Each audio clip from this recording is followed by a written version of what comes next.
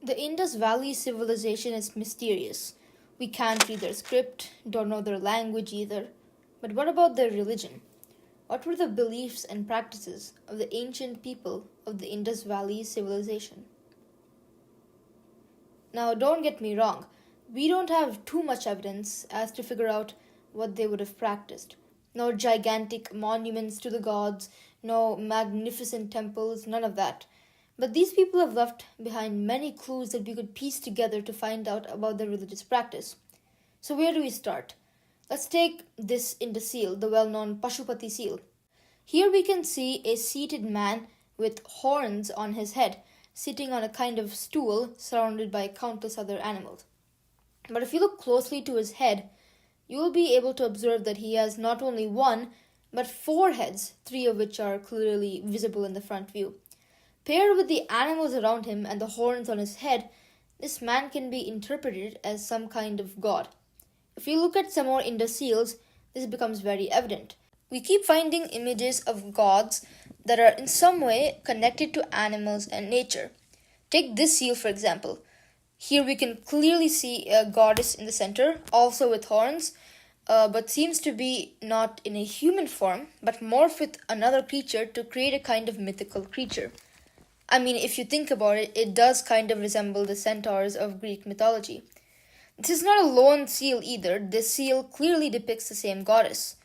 Meanwhile, in this seal, we see the same god from the Pashupati seal appear on the far right.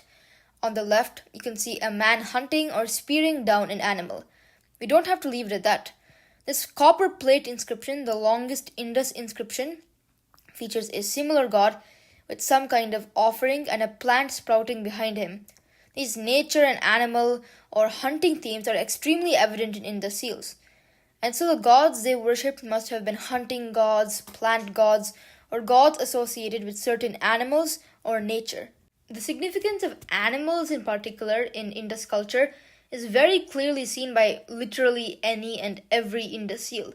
You see below the legend an image of some kind of animal which will vary from seal to seal, and so their mythology must have been very heavily affected by the creatures that lived around them. Speaking of mythology, what was that like? What tales did they tell to their children?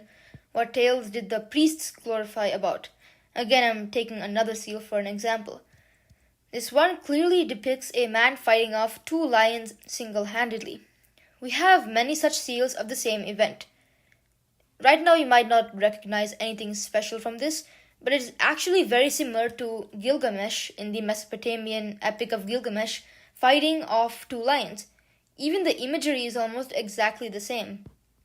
This could mean that both civilizations shared similar myths and tales, and a sort of cultural exchange happened. Indus mythology would have therefore heavily revolved around animals and beasts. Tales like a man killing a foul beast, taming them, or fighting them, these themes seem very common. Animals could have also played a role in the Indus mythology as gods or servants or representations of gods themselves. In this seal, for example, you can see someone worshipping an unknown goddess to the left who is standing inside a peepal tree. Below seems to be a kind of procession or parade of either worshippers or heavenly servants or gods of some sort. But next to it, you can see a strange animal, two-horned, bigger than the other people, and standing behind the worshipper. This could have been some sort of mythical creature as well, just going to show how much these peoples integrated their surroundings into mythology. And in this seal, a horned man with a tail fights a lion, again tying to the epic of Gilgamesh. Then there is also the concept of gods or mythical creatures having multiple heads or arms. This is also a very big theme of Indus seals and is attested by many of them.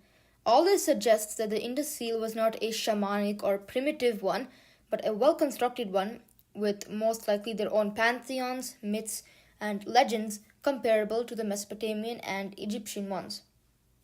But when it comes to mythology, you can't miss the flood myths.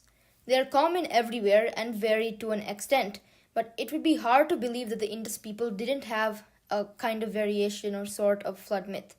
I mean, they were, after all, situated on the banks of a great river that flooded. Although we have no seals depicting a flood myth for the Indus, they probably had a variation of this legend. So that's the mythology aspect of things. But there is something else that is very interesting about their gods. Take a look at the Pashupati seal once again. Look at the deity's head. Yeah, he has horns of some sort, which is very common, by the way, and what may seem to be a crown or headdress at first.